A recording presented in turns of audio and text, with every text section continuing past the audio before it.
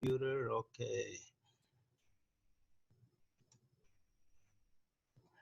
Well, good evening. Of course, you know me, I'm Rustam Engineer, and this is welcoming you to the online event put up by the WZCC Houston chapter. Now, those of you who have lived in Houston for the last 2 or 3 decades very likely already know our speaker, that is Atul Vir, or at least you have heard or read about him. Now, he's the man who has always thought outside the box and is filled with an admirable spirit of entrepreneurship. I really admired him for a long, long time. About 13 years ago, Atul was invited to our WZCC meeting, and I had the privilege of introducing him as an entrepreneur. And now I'm really delighted to have him again with us, not just as an entrepreneur, but also as an author to talk about his latest book. So that much for the background. And now I request Charmin Irani, our Houston chapter chair, to take over and continue. Thank you. Thank you, Rustam. Welcome. Thank you. So actually, before I get started, I'd like to go over some moderating guidelines for this meeting. To enable a clearer presentation, everybody will be muted through the call. I think you already have been muted. And we will have a Q&A session at the end of the call. And this will be a moderated session. So please post your questions in the chat window of the meeting for all to view. Charles will be moderating the Q&A session and will reference the questions that are posted in the chat window. Thank you very much for joining us this evening, and it's really great to see all of you. So we are thrilled to have Mr. Atul Vir presenting this evening. Mr. Vir is the founder and CEO of Equator Advanced Appliances, an Indian-born entrepreneur. He is known for designing some of the very innovative household appliances, such as like a combo washer dryer. His work has led to 18 patents and a global reputation for innovation. Equator manufactures washers, dryers, cooktops, microwaves, and several other appliances. Their products are distributed in the US, and if you go online, you'll see they actually via Home Depot and stuff, and also internationally.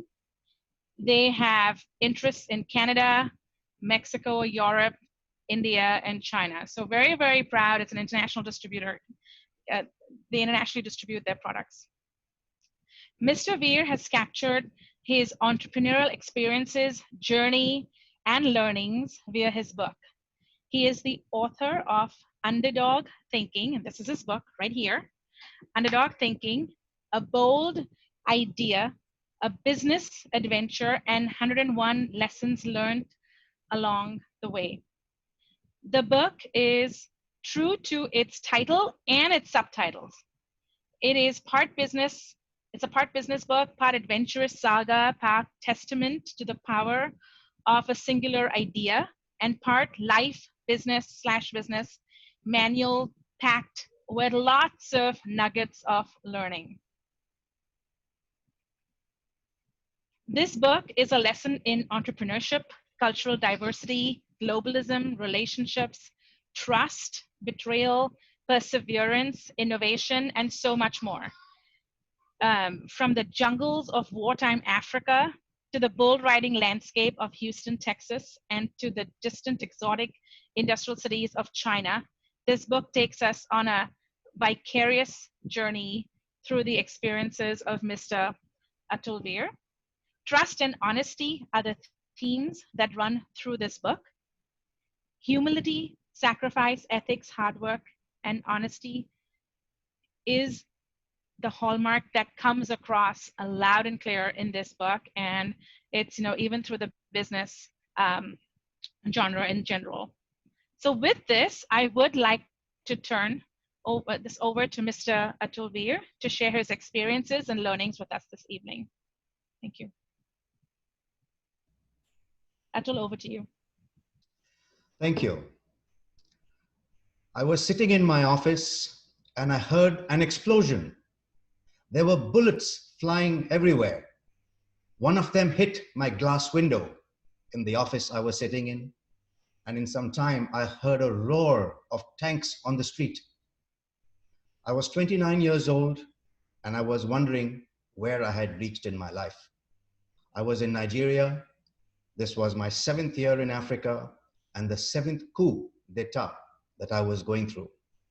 This is the way that my book starts, and this reflects what happens from then for the next 30 years of my life up to today.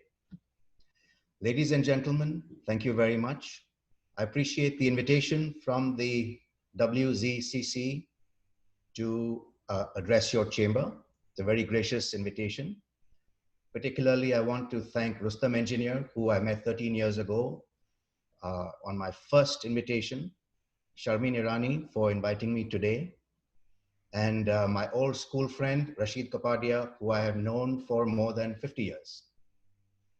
So the first time I was invited to speak, I was invited by Rustam as a success story. You knew me as an entrepreneur. You had been to my old building.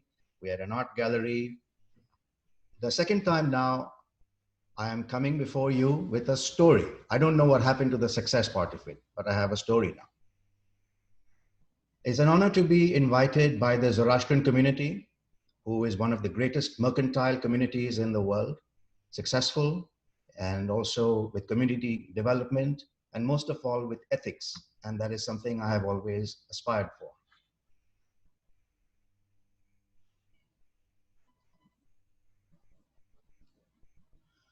I'm sharing my screen now. I grew up in India, and I'm sure like most of you, many of you, and I went to a military boarding school, and the goal of my life at that time was to have a good education and get a good job.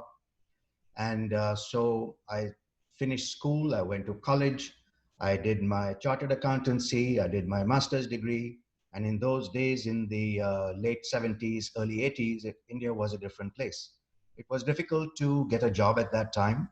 And in my field, which was in the business commerce field, there were very few opportunities to go overseas, unlike doctors and engineers who had the opportunity to go to UK and America.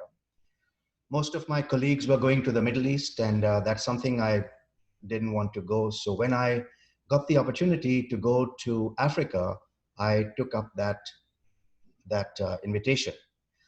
So I went to London for my interview, and it was difficult in those days because the ticket came from Nigeria. And in fact, I went to the Air India office on Nariman Point, and they had difficulty even sort of validating the ticket. But anyway, I went to London for my interview. I passed the interview, and then I worked in London for some time before I went to Africa. There are lots more details in the book, but needless to say, I was supposed to go to Ivory Coast, but due to some circumstances and a fraud in the company, I was forced to deplane in Nigeria. And so for 7 years, I went between 8 or 10 different countries: Nigeria, Ivory Coast, Burkina Faso, Togo, Benin, and I sort of became an expert in these countries. In my boarding school, my housemaster used to read a story, and it was called King Solomon's Mines. And of course, growing up in India, we read about Phantom comics and Tarzan comics and so on. So Africa was never far. It seemed like a very exotic place and a lot of adventure that one could get into. So I grew in the company. I started off as a finance manager of one branch, and then I became regional controller and then financial controller and worked from London. My boss, he ran many different countries, but he didn't take some lessons to heart. And finally, due to some overexposure in many of the countries, particularly in Nigeria, there was a lot of problem, and we advised him to take preventive steps. And since he didn't take it, he felt he was the boss and he didn't want to listen to anybody else, and the company crumbled. And I was forced to make a new start. So the first lesson that I talk about in my book is that management lessons must be made by listening to those closest to the action. My book, of course, is called Underdog Thinking. And in this, I talk about the 101 lessons that I learned. The first time I spoke to this chamber, maybe I had learned about 50 lessons. So each lesson representing some new learning or a failure, because when you fail, then you learn something new. I decided to stop at 101 and at least to catalog them, because 101 in our Indian culture is a very lucky symbol. I said, in this case, let me write a book about these 101 lessons. So when the company crumbled, I decided to make a new start, and I moved to the US. In the meantime, I had got married. My wife was from the US, and I was expecting a young child. My wife moved back, and so I moved over here. I decided to get a job, and I applied for many jobs, 50 jobs, 70 jobs. In those days, there was no internet. And so I used to call different cities and get their newspaper, and where should I settle down? Where should I get a job? And very few people were willing to hire somebody who hadn't been educated in the US or who had any experience over here. So I decided to set up my own business, become an entrepreneur. And this is something very strange, because I don't come from a business family. I come from a service family. My father was a naval officer. My grandfather was a doctor, and there are engineers and so on. We come from a professional family. So when one decides to become a businessman, it was a big shock for our whole family, because here you are taking risks. And so what was the point of all that education when you're supposed to get a stable job? And it was even more in conflict because I went to a military boarding school where we had order and structure drilled into us from 6 o'clock in the morning till 10 at night. So it was quite a learning experience, and it took me quite a few years to get used to that free flowing atmosphere. But anyway, I decided to start off. It was in Houston, and I went to rent my first office. I didn't have any money. And this was at the Arena Towers, which is on the corner of Highway 59 and Bel Air. And so that time, Houston was just coming out of the oil crisis. And so I went to the leasing manager and I said, I want to lease an office. He's saying, here, you can sign it. If you sign the lease for 3 years, then I'm going to give you 6 months free. So that time there was a lot of vacancies and so on. So I negotiated a deal that's saying I'll pay with no money down, and the first 6 months we don't have to pay, and then the rents keep increasing. And so from this, I learned a valuable lesson that trust is very important, because I could have walked out in 6 months and I wouldn't have had to pay anything. So I learned the value of trust, that you have to be trusted in order to get something. And that was a very valuable lesson as an entrepreneur. So I didn't have any money. So I had this office, electricity was paid for. I had a few $100s. I went to an auction down the street and bought some secondhand furniture, some pieces of which we still have in my office 30 years later. And that is how I started, I remember the first day somebody walked into my office and he says, okay, this is a beautiful office. You have a coffee maker, you have a fax machine in those days, you have a nice desk and chair. But remember, this is America. You have to hustle. You have to go out and do everything yourself. Maybe in India, you don't have to do that. Maybe in Africa, you didn't have to do that because you have a lot of people to do things for you. But here you have to go and do it yourself. So another lesson that I learned, that you can't rely on anyone. You have to do it yourself. It takes some time to get used to these things. So meanwhile, I started doing business with Mexico and started doing some various things to keep business going, exporting old antique guns from India, .303 rifles, getting into cigarette exports to the Middle East because I'm exploring all my connections. But always I was looking for something stable. And so one day I was talking to my wife and I said, let's go to the beach. Let's go to Galveston. We had a young daughter by then, about a year or two old. And she says, well, I have to do this laundry or do all the washing on the weekend. We were living in an apartment, and the apartment, so she would walk about 50 yards to go to the coin-op machine and put the clothes in the washing machine, then come back. Then after half an hour, 45 minutes, go back and transfer from the washer to the dryer, then come back. Then again, you go back after 45 minutes and bring the clothes back. And that's only for one load. So this seemed like a very crazy thing to me. And I remember while we were in London, we had seen we had seen a machine which was actually a combination washer dryer. It's a machine that you throw your clothes in and it washes and dries in consecutive cycles. And then you come back and you take off the clothes and it does it automatically. And so I told her, why don't we go and look for this machine? And so we went to all the stores, that time Sears and Montgomery Ward and Circuit City and so on. And we asked for this machine and they said such a machine doesn't exist. In the meantime, my company Equator was already a year or so old. And I said, it's an international trading company and I was looking for opportunities. So uh, this became almost like a quest that if I need this product, I'm sure I can sell it to other people, but I don't know where to find this product, but at least I know now I have an idea. So I went back to London and looked into whether I was making a mistake. Why is it available in Europe and not in America? And then I found out there were voltage issues and safety issues and so many different things, and it wasn't as simple. And so one thing led to another, and I went to a trade show in Germany. And after talking to many people, I tied up with a small Italian company who agreed to make a prototype for me in the US. And so they sent me a prototype about a year later.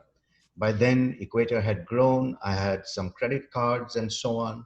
And so by the time the first machine was developed, I decided that I needed to buy the first container. I didn't have a customer as yet, but I knew in that's the from the bottom of my heart, almost like an instinct, that this is what I had to do. So by then so they said, okay, here is the machine. Do you approve? I said, yes, I approve. They said, okay, it's going to cost $25,000. Now, how are you going to pay? I went and cashed out all my credit cards, $25,000, and I wired the money. That was the second step in building trust. You have to let your suppliers and people you depend on trust you. If you break that trust, you're not going anywhere. So anyway, that was the lesson then, and I did get the machines in, and I had to make a start. Did have to make a start at that time. But of course, when you work for a company, you take things for granted because you do work, and at the end of the month, you do get paid. Something happens, and which means you get paid. But as an entrepreneur, nothing has to happen.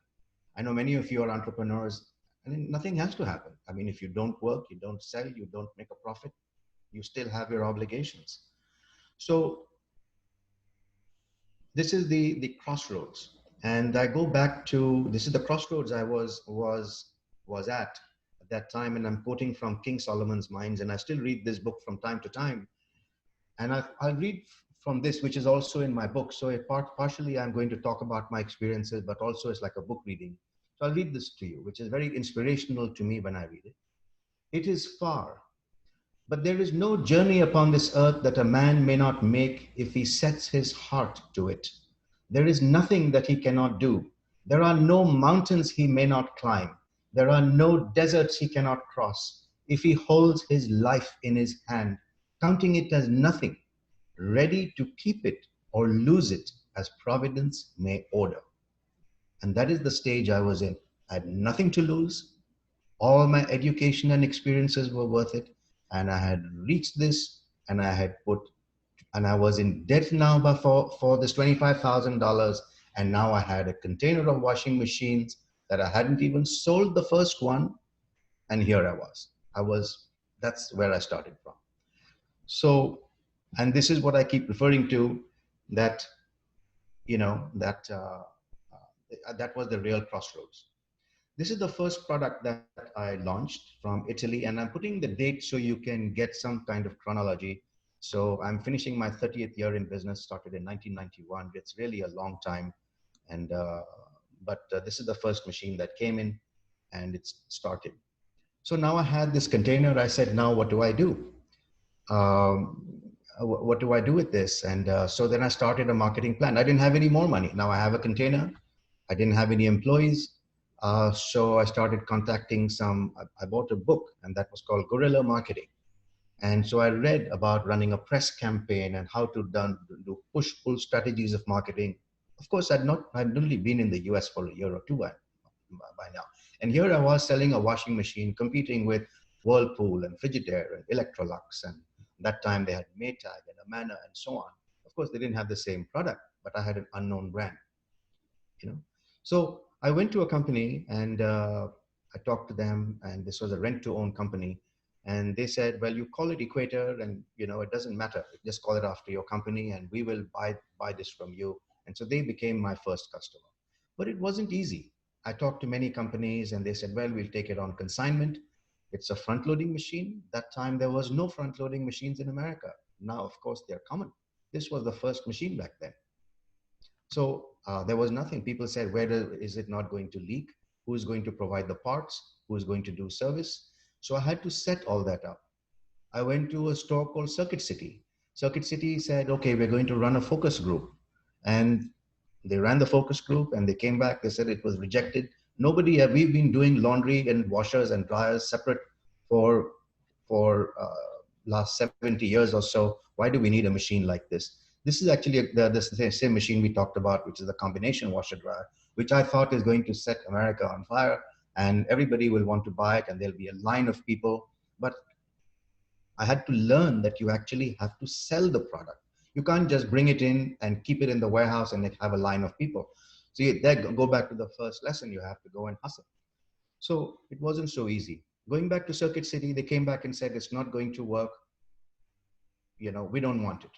Needless to say, Circuit City went out of business a year or two later, and I'm still here. So it just goes to show that I really don't believe in focus groups anymore because it's a one-sided view. I go back to Akio Morita, who was the president of Sony, and at that time we had the Walkman. And he talked to his engineers. And said he was going for a walk, and he said it'll be nice to listen to some classical music while he's going for his walk. And his engineers said, "This is a crazy idea. Nobody's going to listen to music while they're going on a walk." And he had to push them, even though he was the president. He had to push them. And finally, they came out. Sony came out with the Walkman, and that was a runaway success. And that made Sony jump to the next level above all its other competitors like Sanyo and Toshiba and so on, whereas they were all at par at that time. And so his famous quotation was, "You cannot do market research on a product that does not exist." And up to today, we follow that because we are known as a company, even today, that brings in new products. We talk to a lot of people about these things and they say, "No, it's going to fail." We said, "It's okay. You can say that. It doesn't exist, but we will launch it." Okay, having said that, not every single product of ours has succeeded, but that was the story then. So the company grew. We started selling to many mom and pop stores. We had over 2,000 independent dealers all over the country. We had Montgomery Ward at that time contacted us. The buyer called me. He said, "I saw your product in Fortune or Popular Mechanics." We had a full marketing program. We were in all the top magazines in the country.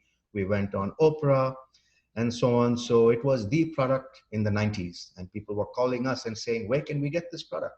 So I went to Montgomery Ward and had a 6-hour meeting with them. And finally, we're going to roll it out in 500 stores. And so it was a very successful launch. And the company grew astronomically. And I'll show you the full, this is the build out that we had. So I've just shown an idea. You have the idea, you have the product, how you do the financing, the sales, the admin, logistics, customer service, and these are all the departments that I had to quickly set up,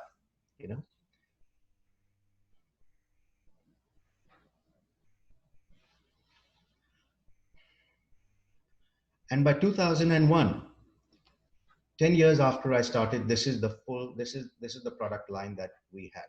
A full line of product, because the Montgomery Ward buyer told me, he says, "Listen, I deal with Whirlpool and so on. I give them 1-hour appointments. I've given you 6 hours of my time. You have only one product.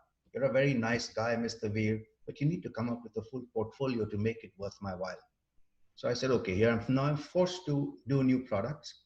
Do I have any joy in selling refrigerators? It's a box. Well, finally, we came up with full line of laundry, washers, dryers, combos, dishwashers in different sizes, refrigerators, microwaves, cooking, ventilation, wine refrigerator, and each of these has multiple models, and we still continue to do that till this day. And we do strive to have some kind of innovation in all of them. This is what we try to do in what we call balance and harmony, smooth operations in all departments. When we do, most of our products are made overseas in Europe and in China. At that time, 100%, 100% was actually made in, uh, it was made in Europe. And due to the global shifts, we had to move it to China. And doing international business, I mean, you're looking at forecasting for 3 months, 4 months, 6 months, dealing with foreign exchange issues, production issues, port delays and strikes. So trying to manage this whole thing was quite an exercise. And the US is also a very big country. So we set up different warehouses in Los Angeles and Toronto and Seattle and New Jersey and Houston and Miami. We had 8 different distribution centers all over the country and ships coming all over. And so we can get closer to the customers and do just-in-time deliveries. Customers have always been impatient that when you buy a product, you want it delivered yesterday. Nobody's willing to wait for a long time because you want to see the product that you bought. So we started specializing in all those things. And this is the stage now, at the stage where I was at the peak of my career when I spoke to the chamber last time. So I would say this would be interval time now, if you're watching a movie. So this is the interval. A lot has transpired since then, and that actually became the story. I guess all up to now would have been a success story, but I don't know if it would have made a book because it would have been like every other successful entrepreneur who did that. So soon after that, maybe the next year or so after I talked with all of you, we were doing very well. Our Italian suppliers were taking note of us and they said, wow, this is a great market. This is America. Maybe we should establish an office in America and start doing business over there because Equator is doing well. It's our own brand, Equator, which is what I had created. And let us try to do our own brand in America. So they decided to launch over here. So they set up, so we went to the same show. We have our Equator over there and they had their 3 booths down. They had their booth over there. And of course, they're a multi-billion-dollar company, $5 billion company, and we're a small independent company, like a boutique company. And we couldn't match them. And needless to say, all our distributors, I mean, it's like you're going against the house. They were the house, they're the manufacturer. And there was no way we could compete with the prices. And one by one, over the next 6 months to a year, all our distributors started switching to them. At the same time, we discovered our product had a quality problem.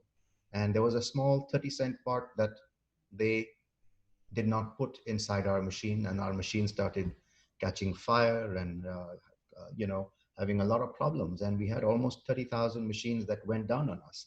So we had something like a recall, and that cost the company very, very dearly.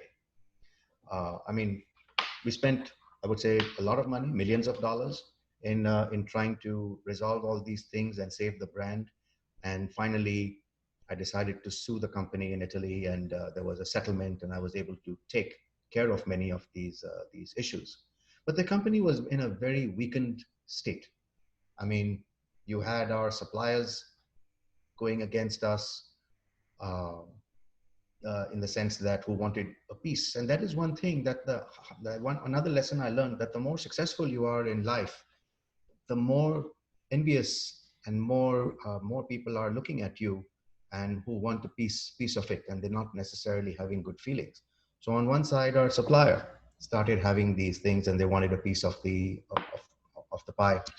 Then our lawyer who negotiated the settlement, he said half of it belongs to him due to some, let's say, sleight of hand that he used.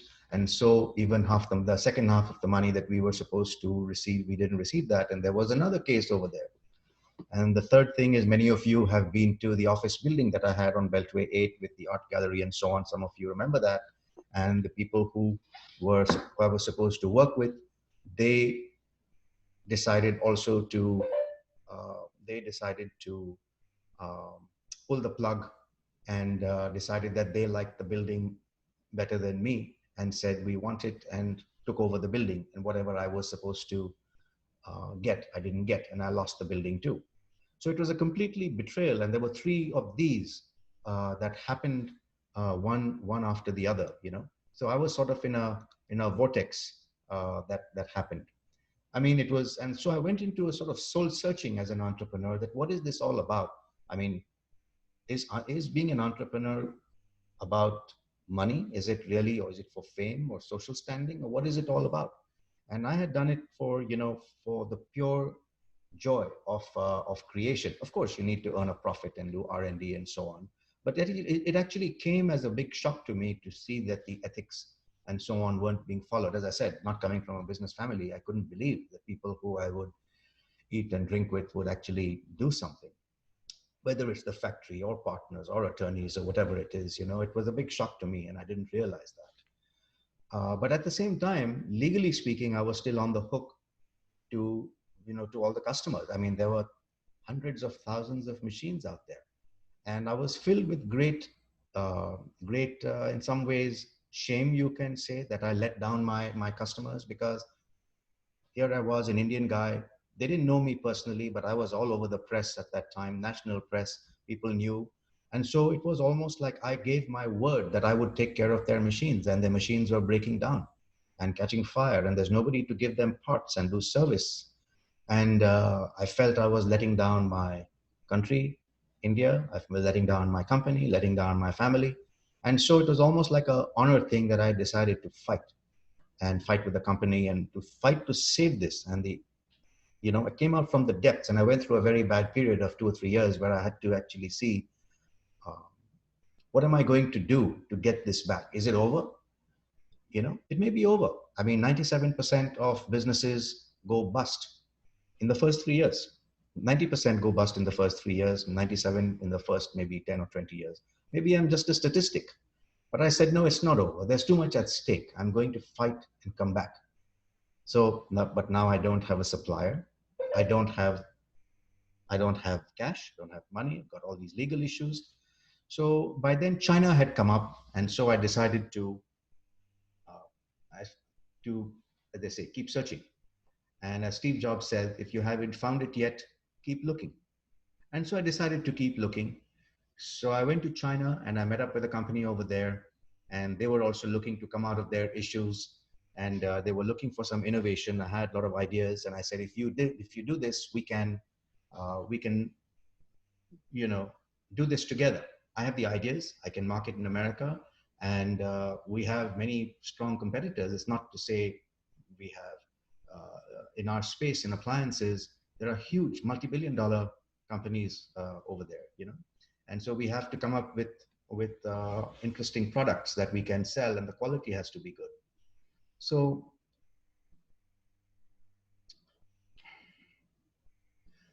the first principle for entrepreneurship is that you must have innovation. You must define a problem and you must solve the problem. And so I decided that I'm going to solve this problem. By then I had LG, I had Samsung, I had Haier, I had GE have gotten. We were the first in this product, firstly in front loading machines and also in the combination washer dryer. But by then I had 5 or 6 competitors who were breathing down us. When we started the business, we had 100% market share because we created the market. But by the time all these legal problems and so on happened, we were down to something like 5%. And I said, that's a pity. I mean, we created the market. How can we let this happen to us? So we defined the problem and we said, let's solve the problem. And how do you solve the problem? And I was trying hard to solve and so the secret that I found to do innovation is to use empathy, is to find out what customers really want. And so we went down into the problems our customers were facing, which is our dealers and our customers, and in the usage of the machines. And at that time, we had 2 models. We had, in a combination machine, we had a vented dry system and we had a ventless dry system, which are completely different drying mechanisms. And we decided to innovate in this. So you see this slide over here. The first one is vented and the second one is ventless. And we combined those 2 functions. By then we had a lot of technology and we had electronics and so on.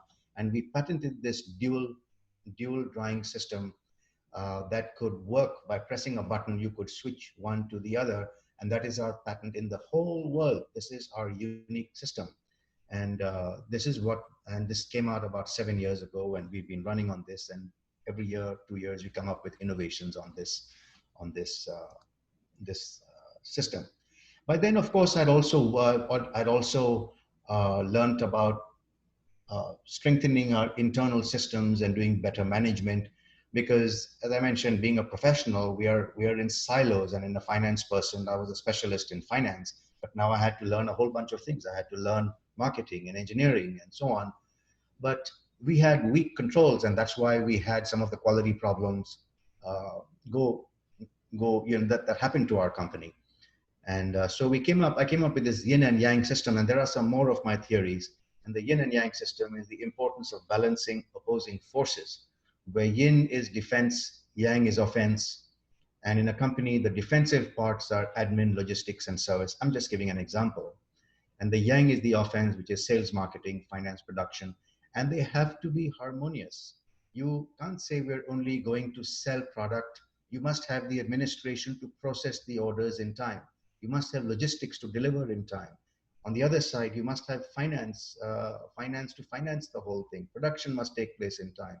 And finally, when everything happens, service must be there to take care of a customer, because you can say we're doing everything, but if service is left out, the whole thing tanks. So this is the whole theory that we came up, and our company is operating on these principles nowadays, and many more in detail, which I go into in the book. So the book is a story also, and I'm going back to the book because that is the second part of it.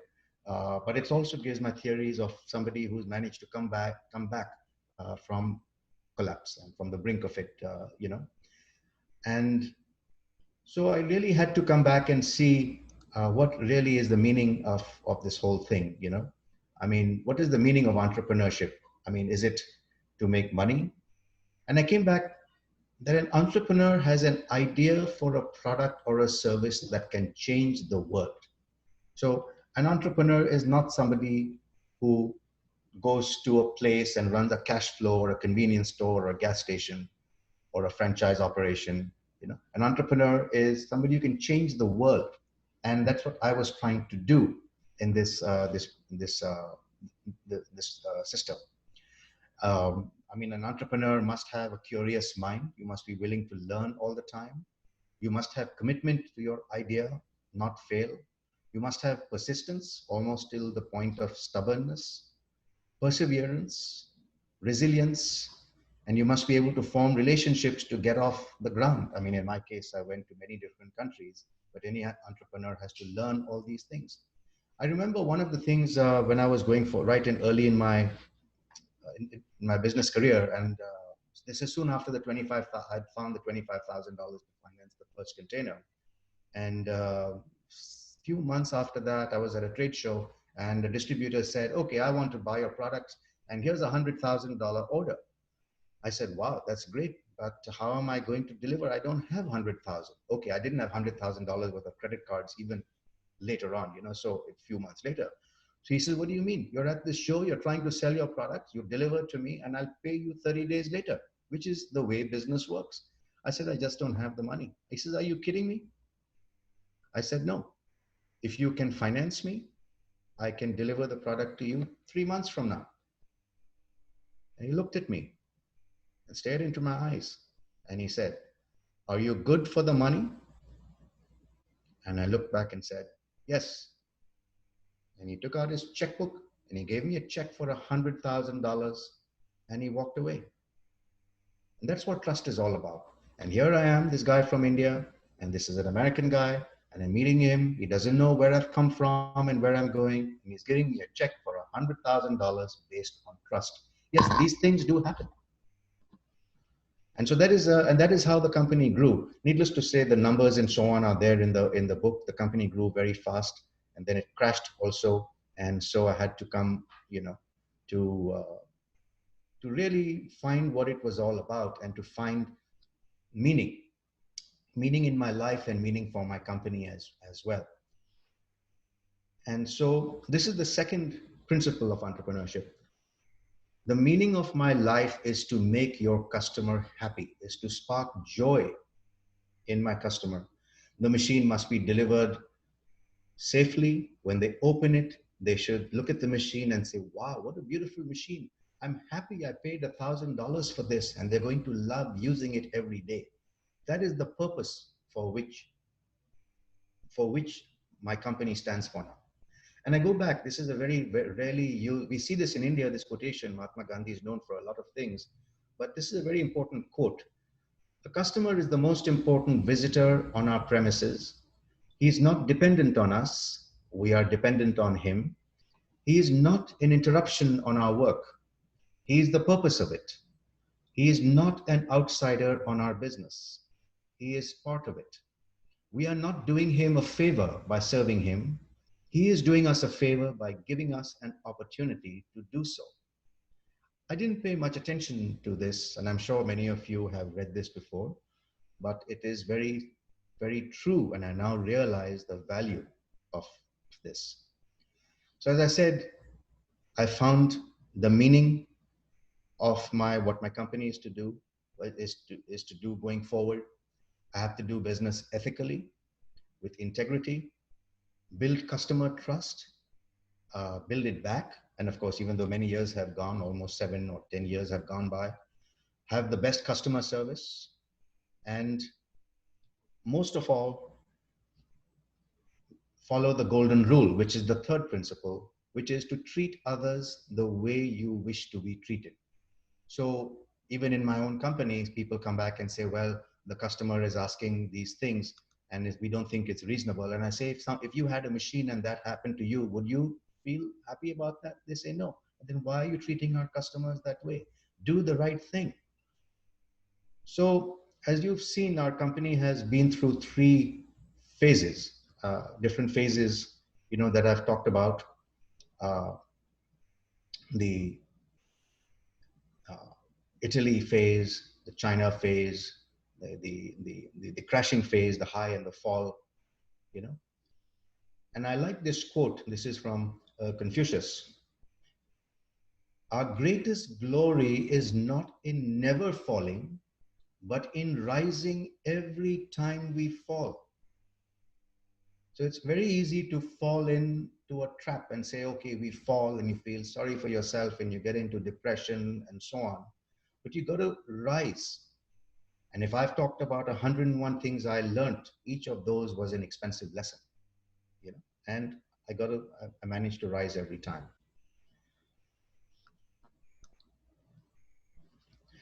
So why did I write this book, Underdog Thinking? Underdog Thinking reflects that I was the underdog. I came in with nothing, only my education, only my will to succeed. I was an underdog in the appliance industry. I made it, I lost it. Nobody has ever told me that they're not going to buy my machines for this reason or because I didn't have any money. I've had to prove it to them at every single stage. There's no excuse for being a small company. You have to provide the same service. I come now to the role of a CEO, which is my CEO, and many of you run companies and are entrepreneurs. And that is, you have to manage foreseen and unforeseen situations. And this book was published a few months ago, but since then we've had the pandemic. So if you look at the central part, you manage the internal elements. Beyond that, you have known factors which you look at. Then you have unknown dangers. And then you have, on the outermost part, external threats which you don't know. And if you can't control the external threat, you have a crisis. So this is what I look at every day when my salespeople come to me with a deal and say, we've sold X number of machines, we closed this deal. I say, great, let's celebrate for 5 minutes. That's what I know. What is it I don't know? And I focused my whole day on what I don't know, because that can be dangerous and catastrophic based on what happened to our company. So when the pandemic happened, I decided to move very quickly and start evaluating all the fixed costs of our company. And we said, let's see if we have a 50% reduction of sales, what's going to happen to us? We've started cutting our costs. We started holding off on the marketing expenses, evaluating opportunities. And I decided based on the information that we are going to expand our operations and also in the opportunities, expand our operations to India, which has been pending for some time. And so here we are in 2020.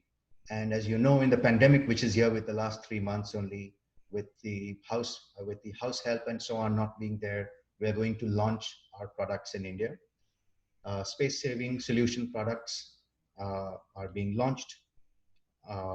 This is our India washing machine. Just to let you know, it's a very auspicious day for our company in the sense that our first shipment is arriving in India tomorrow of this washing machine that you're seeing over here, arriving in Nhava Sheva port. And this is our India washing machine with the sari cycle, sanitize cycle, allergen cycle, quiet cycle, and my favorite of all, the bedbug cycle, because many of us have traveled in third-class trains and lived in hostels where we had katmals and so on. And so that was able to resolve this. And I believe, as far as I know, this is the only washing machine in the world that has a bedbug cycle. And this is an India-specific machine. And I hope it will solve some problems in India, you know. We're coming up with a dryer with a UV light to kill germs. And I'm going a little bit into detail to show as a small company, we have to thrive on innovation. And so my conclusion is that, for a small company to thrive, you need to have innovation. You need to have excellence. There is no excuse for being a small company. You have to perform just like the big companies. And we've managed it for 30 years. And you must have ethics, which is you have to make good products. You have to deliver superior services. And if something goes wrong with your product, you have to fix it. You have to honor your commitments and above all else, serve your customers. So thank you very much to WZCC for your invitation to speak with you. I pray to God that I get the strength and wisdom to serve the community and my customers the way the Zoroastrian community has done, with innovation, excellence, and ethics. Thank you very much. Thank you so much, Atul. That was an excellent talk, really good lessons, really enjoyed everything that you shared with us. So folks, if y'all could use the chat and start typing in some questions for Atul. We've got about 15 minutes left in the session. So the first question that we have over here is, if you were to start all over again, what changes would you make? Well, that's a great question. Firstly, I would have had more internal controls. The weakest point in our company was when we didn't know we had a quality problem and the Italian company was shipping us products with this 30-cent piece that was eliminated. We should have had more internal controls. We had faith and we said, well, our responsibility is to do the marketing, even though it was our brand, and the manufacturer's responsibility is to do the manufacturing. And that was a false premise, because we don't know whether they intentionally sabotaged our product with a view to enter the US market. I mean, okay, I don't want to suspect that, but many people have said that's ultimately happens, that does happen in the business world. But we should have had controls, and now we actually have very strong controls. We look at ourselves as doctors of our products, and we have software for every single shipment, every single machine.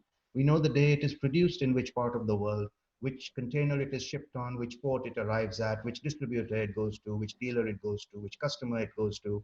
Every time the customer calls, it is logged in on that machine and goes on until for the life of that machine until it is scrapped, which may be a 10-year cycle or so. And we have those controls. I personally test every new product in my house. Needless to say, my wife is sometimes not happy about that. Our home looks like a testing lab. But you know, that's what we have to do, and that's the commitment that one needs to do. But great question, thank you. Okay, great, thank you, Atul. The next question is, what plans do you have moving forward on moving your manufacturing from China? I'm assuming the question is that moving it away from China to someplace else. I'm assuming that's the question. If that is the question, yes, it's a great question.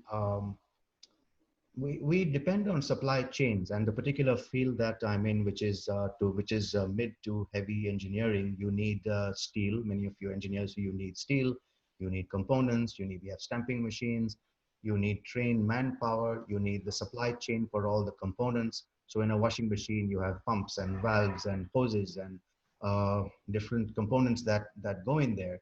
And if you don't have the complete supply chain close by and able to deliver in, just in time or within a reasonable period of time, it's going to fall off. So China has become the place where these things happen. There are very few other countries that can offer that. Now things may change, but for the last 15 or 18 years or 20 years, that's been the way. And not to say that people haven't tried. There are some countries. You have Turkey, for example. That's another good country. But I'll be very honest with you. The efficiency that we see is great. I mean, in doing business with China, you send an email or a drawing today. By the time I wake up tomorrow, you have a response. It is precise. Doing business, I mean, Houston, doing business with China is like doing business with, say, California. The exchange rate is almost fixed. The efficiency is there. So it's very smooth. Other countries aren't able to really offer that because you want stability of production and stability and supplies and quality and so on. We have our own inspectors at the factory. We have our own office. And so for the time being, that's what it is. Okay, sounds good. There was a related question, but I think you've answered it already. It was, have you explored other Eastern European countries like Romania, for instance, which has an economy that's growing? So I think you've addressed that, seems like. If you want, you can add to that thought. Well, I think the question would be that if we can manufacture there, it's possible. I think some countries like Poland have actually come in and have started doing manufacturing. I've not heard about Romania too much, but I know Poland is a good source, particularly for Europe. I think looking at the logistics, we want ease of use and trying to get products also to the US. But Romania and so on may be a good source for, say, Western Europe. And so with the new technologies that I've developed, we are actually in a global expansion plan, for, as I mentioned about India. But we are going into the Far East late in 3 or 4 months. We're going into the Middle East soon after that. And for every country, we're coming up with very specific functions. I'll just digress a bit. So for example, for the Far East, we're going to have a sarong function. For the Middle East, we're going to have a hijab, cycle. So the production can be anywhere. We have the intellectual property and the patents and so on. So we can tie up with companies. And if somebody knows something that I don't know, I'd be happy to talk with you and explore Romania and Eastern Europe. Okay, thank you. The next question is, what should one do to stand out against its competition? How does one get the edge over similar businesses? Innovation, innovation, innovation. That's the only thing that counts nowadays. You have to show you're better. You cannot, if you're a small company, if you're a big company, you have a brand name. Whirlpool has been there for 100 years. LG is supported by their government and they're subsidized. We're an independent company. So we don't have all those benefits. And so we have to strike out on our own and pay for our own bills. And we can say we have the best machines available. And that's all. So we talk about these features that I've just mentioned. And for that reason, we tell our customers we are better than our competitors. I'm in contact on any given day, on the downside, talking to my technicians and to the customers. Every single blog or every single comment that comes on one of our dealer websites, I see and I know what they're saying. If there's any sort of product breakdown or if there's going to be any epidemic of any component, on the other side, I'm directly in touch with the engineers, and we can change products or features and institute changes on a dime. So with technology, we're able to do these things. In the old days, we started off with fax machines and going before even telex machines. So communications have made things much easier for us to be responsive. There is no way and no excuse to say you're not performing nowadays. Okay, thank you. Next question, any new products, especially for the Indian market? Well, with this pandemic that's upon us now, and we have seen, I think many of us have got family over there who are not, who are quite ill prepared because of the house help not being able to come to work. We're coming up with a full new product line. With, of course, we talked about the combination washers. We got the washers and the dryers and dishwashers. We've also got vacuum cleaners coming up, and that will be of all the products for the home. That's also all going to be launched in, say, in the next three to 6 months. In the US, I saw somebody putting a comment over there, which is a convertible refrigerator freezer. I don't know if that's the next, was that the next question, or did I jump into that? No, it must be further down. Maybe it just popped up. Yeah, but you can go ahead and speak to it. I'll speak to it. And that is, so we are in fact launching that, as a matter of fact, in 2 or 3 weeks. What has happened with the pandemic over here, we had a run on our freezers.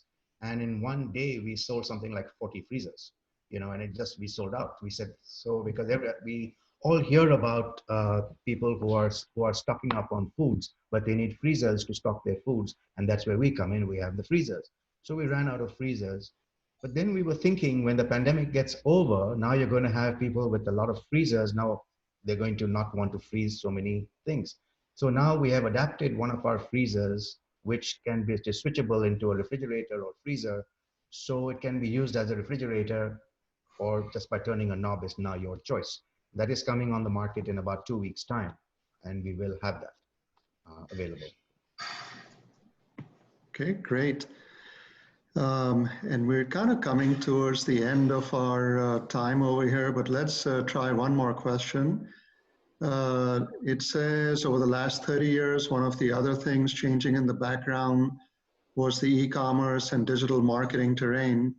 Interested to hear your perspective on the difference you observed to acquire a customer. Well, you know, we started out in the old days when there was only faxes and telexes, and we had to read books and we had to advertise in papers. And we're seeing the transition into a complete digital and going into e-commerce. We're seeing the transition, and especially the pandemic is forcing us to go more and more in that direction. And so we're a bricks and mortar company. We sell physical products. They need to be physically stored and shipped and repaired and so on. So we actually do whatever needs to be done here. We also have an office in India. Anything that doesn't need to be physically done is done in India. Our office is in Pune. But as far as our thrust and our marketing, it is going more and more into the digital space and in trying to understand. And as we are going into that space, you have customers who are very impatient. In the old days, customers were prepared to wait for 10 days to receive a product and wait another week to have machines serviced. And we have to accelerate our plans to make sure that you deliver as fast as possible. You execute, we must have, if a customer calls, you must respond with an answer in the fastest possible time. If you have a service breakdown, you must take care of the problem quickly, otherwise it goes downhill. And there are penalties for that with blogs and the social media out there. There is a punishment. So we're out there facing the whole world now. It was sort of more controlled before, but it's becoming more complicated and more competitive. But we have to realize it and deal with it. That's all there is. Sure, sure.